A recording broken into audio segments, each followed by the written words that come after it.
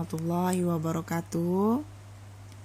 Pada kesempatan kali ini kami akan melakukan podcast yang bertema kesehatan tentang vaksinasi COVID-19.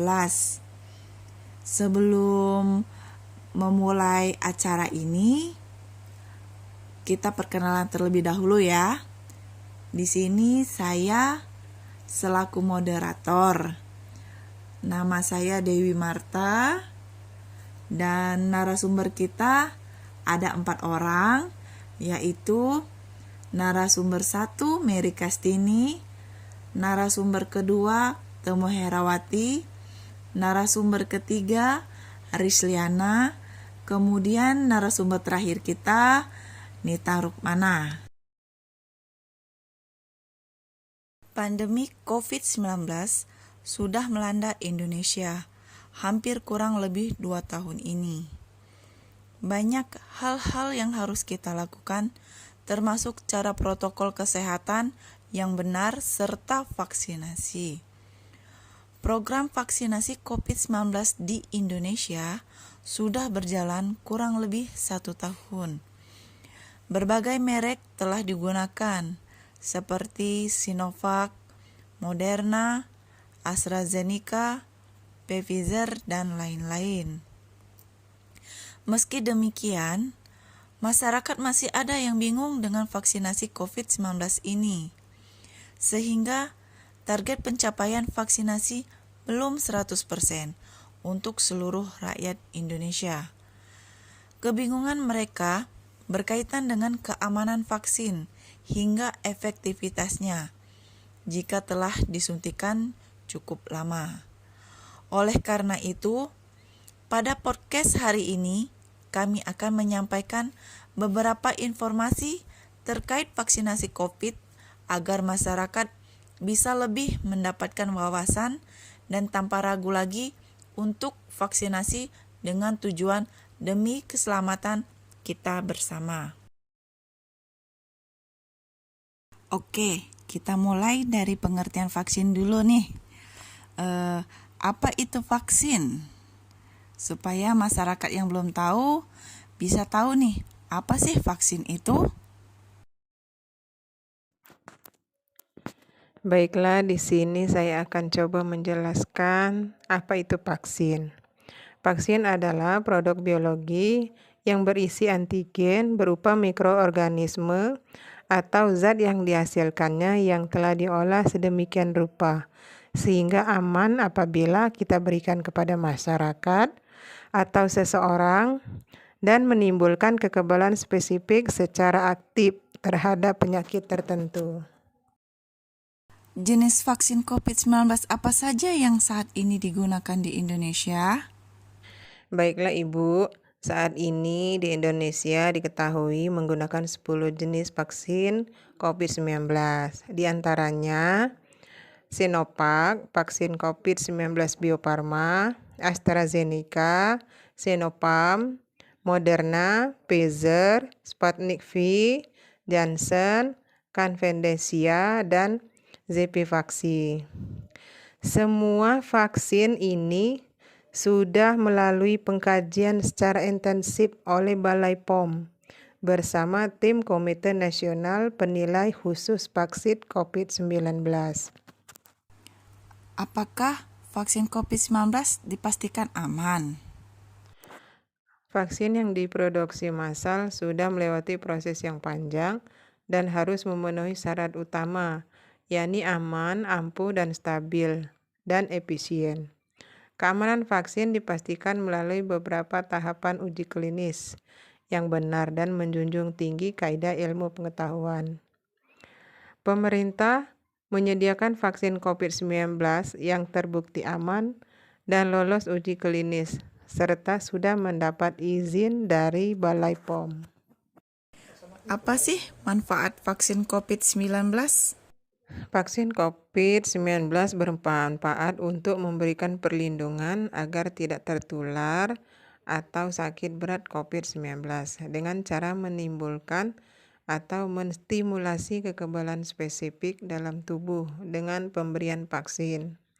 vaksin COVID-19, dosis lengkap dan sesuai jadwal yang dianjurkan oleh pemerintah, serta menerapkan perilaku 5M. Memakai masker, mencuci tangan dengan sabun dan air mengalir atau hand sanitizer, menjaga jarak, menjauhi kerumunan, dan mengurangi mobilitas adalah upaya perlindungan yang bisa kita lakukan agar terhindar dari penyakit COVID-19. Reaksi apa saja sih yang mungkin terjadi setelah kita melakukan vaksinasi COVID-19? Reaksi yang mungkin terjadi setelah vaksin COVID-19 hampir sama dengan vaksin yang lain. Beberapa gejala tersebut antara lain reaksi lokal seperti nyeri, kemerahan, bengkak pada tempat suntikan, dan reaksi lokal lain yang berat misalnya silulitis, reaksi sistematik seperti demam, nyeri otot seluruh tubuh, nyeri sendi, badan lemah, mual, dan sakit kepala. Dan semua itu masih tergolong aman ya.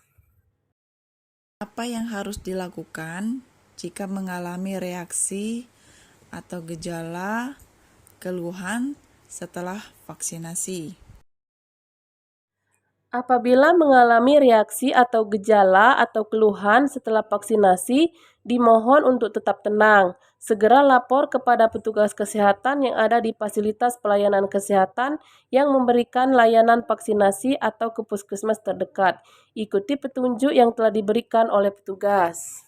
Apakah setelah kita divaksin, kita kebal terhadap COVID-19? Vaksin tidak 100% membuat kita kebal terhadap COVID-19, namun akan mengurangi dampak yang ditimbulkan jika kita tertular COVID-19. Untuk itu, meskipun sudah divaksinasi, masyarakat harus tetap menerapkan protokol kesehatan dengan 5M. Apakah vaksin COVID-19 bisa diberikan bersamaan dengan jenis vaksin lainnya? Vaksin COVID-19 dapat diberikan bersama dengan vaksin lainnya. Namun, karena vaksin COVID-19 adalah jenis vaksin baru, maka sebaiknya diberikan dengan jeda 28 hari atau 1 bulan dengan vaksin lainnya. Bagaimana vaksin bekerja dalam tubuh untuk melindungi kita? Dan seberapa ampuh vaksin ini melindungi kita dari penularan, masih diperlukan penelitian lebih lanjut untuk mengetahui rentan periode, jangka panjang, dan perlindungan vaksin COVID-19. Efektivitas atau seberapa ampuh suatu vaksin dapat melindungi dari penularan penyakit dapat dilihat dari hasil uji klinis. Berdasarkan data hasil uji klinis, vaksin yang tersedia terbukti aman dan dapat menimbulkan kekebalan terhadap COVID-19. Manfaat vaksin jauh lebih besar dibandingkan risiko sakit karena terinfeksi bila tidak divaksin. Apabila terjadi kejadian ikutan pasca imunisasi atau KIPI, dapat dilaporkan ke Pasienkes tempat pemberian vaksinasi. Kemudian akan ditindaklanjuti oleh focal point yang ada di masing-masing dinas kesehatan dan dikaji oleh Komite Pengkajian dan Penanggulangan KIPI yang ada di setiap daerah maupun nasional. Bagaimana dengan seseorang yang tidak tahu dirinya terkonfirmasi COVID-19 tetapi terlanjur divaksinasi? Apabila seseorang tidak mengetahui dirinya positif COVID-19 dan tidak ada gejala klinik yang dicurigai atau dalam kondisi sehat, lalu diberikan vaksin COVID-19, secara medis tidak ada efek samping yang akan ditimbulkan. Apakah orang yang sudah pernah terkonfirmasi COVID-19 boleh diberikan vaksin? Penyintas COVID-19 juga dapat divaksin berdasarkan Surat Edaran HK0201-Romawi-2529-2021 tentang vaksinasi COVID-19 bagi penyintas menyebut bahwa pemberian vaksinasi COVID-19 bagi sasaran penyintas COVID-19 dengan ketentuan sebagai berikut.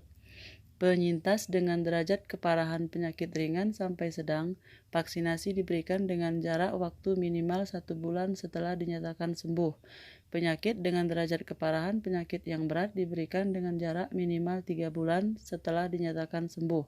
Jenis vaksin yang diberikan kepada penyintas disesuaikan dengan logistik vaksin yang tersedia. Apakah seseorang harus menjalani pemeriksaan kesehatan terlebih dahulu sebelum vaksinasi? Meskipun tidak diwajibkan, sasaran dapat memeriksakan terlebih dahulu kondisi kesehatannya sebelum datang ke tempat pelayanan vaksinasi COVID-19. Di tempat pelayanan vaksinasi juga akan dilakukan screening sebelum vaksinasi, yaitu berupa pemeriksaan fisik meliputi cek suhu tubuh dan tekanan darah, serta penggalian informasi status kesehatan sasaran melalui pertanyaan standar yang akan diajukan petugas kesehatan. Kalau untuk ibu hamil, bisa divaksin COVID-19 atau tidak sih? Kementerian Kesehatan telah mengizinkan vaksinasi COVID-19 bagi ibu hamil sejak Agustus 2021. Kebijakan tersebut tertuang dalam Surat Edaran HK.01-1-Romawi-2007-2021 tentang vaksinasi COVID-19 bagi ibu hamil dan penyesuaian screening dalam pelaksanaan vaksinasi COVID-19. Dalam surat edaran tersebut dijelaskan bahwa kebijakan ini diambil untuk menekan angka keparahan bahkan kematian, mengingat ibu hamil beresiko tinggi apabila terpapar COVID-19 dan terdampak pada kehamilan dan bayinya. Meski begitu, ibu hamil lulus screening dan dinyatakan boleh divaksinasi COVID-19 apabila telah memenuhi sejumlah syarat. Vaksinasi bagi ibu hamil akan menggunakan jenis vaksin COVID-19 platform mRNA, yakni Pfizer dan Moderna, serta vaksin platform inactivated Sinovac. Pemberian tentunya akan disesuaikan dengan jenis vaksin yang tersedia di Indonesia.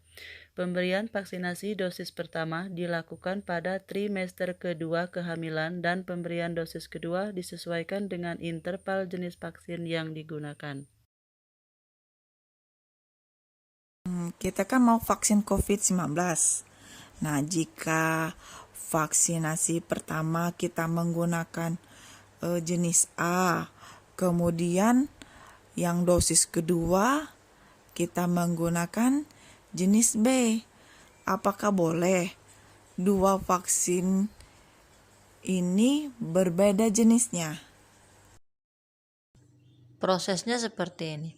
Vaksin pertama itu sudah meningkatkan antibodi di dalam tubuh, tetapi kadarnya vaksin pertama ini masih rendah, sekitar separuh dari dosis yang kedua. Contohnya vaksin Sinovac. Suntikan pertama vaksin Sinovac ini antibodi yang terbentuk baru separuh dari suntikan yang kedua. Nah, titer antibodi yang dapat menetralisasi virus ini baru terbentuk maksimal setelah 14 hari pasca suntikan yang kedua. Nah, dosis kedua ini berperan sebagai booster di dalam tubuh. Booster di dalam tubuh ini menjamin sistem imun betul-betul mengembangkan respon memori yang optimal saat melawan virus COVID-19 lagi di kemudian hari. Nah, suntikan kedua ini sangat penting dilakukan untuk mencapai perlindungan yang maksimal ataupun yang kita harapkan. Akibatnya jika tidak diberikan, booster di dalam tubuh tadi tidak betul-betul terbentuk. Bisa nggak diberikan vaksin jika pasien tersebut mengalami batuk dan flu, tapi hasil swabnya negatif? Jika tidak, berapa lama kita harus menunggu setelah sembuh dari sakit tersebut agar bisa melakukan vaksinasi? Tunggu batuk flu-nya sembuh dahulu, lalu dijadwalkan kembali oleh tim kesehatannya. Yang terakhir nih, saya mau tanya, Kalau kita sudah vaksin COVID-19, boleh nggak kita tidak memakai masker lagi? Tetap harus menerapkan protokol kesehatan karena vaksin COVID-19 ini tidak menjamin 100% tidak tertularnya COVID-19. Pemerintah nanti akan mengumumkan secara resmi untuk mengurangi protokol kesehatan. Baiklah, demikianlah podcast hari ini. Semoga apa yang telah kami sampaikan bisa bermanfaat dan menambah wawasan kita semua ya. Bagi yang belum vaksin, ayo vaksin demi keselamatan kita semua. Terima kasih. Wassalamualaikum warahmatullahi wabarakatuh.